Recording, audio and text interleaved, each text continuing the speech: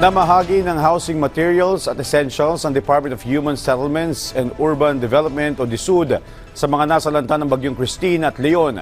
Sa pamamagitan nito ng donasyon mula sa private sector, mayroon ding Integrated Disaster Shelter Assistance Program para sa karagdagang tulong ng DSUD.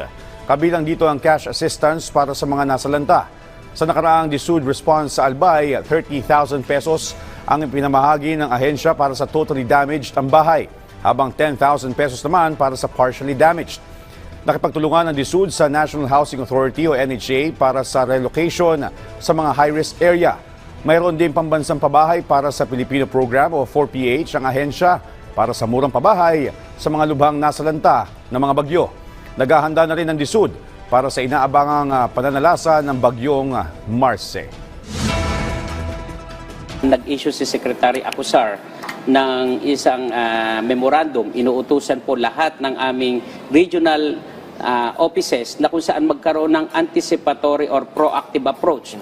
Kami na po kaagad yung lalapit dito sa mga nakikita naming tatamaan ng bagyo, na kung saan ipakilala na namin kaagad. Meron kaming programa, ito ang mga requirements, nakahanda na ako kaagad, naka-coordinate na po kami para kaagad din maibigay namin yung agaran tulong namin sa ating mga kababayan.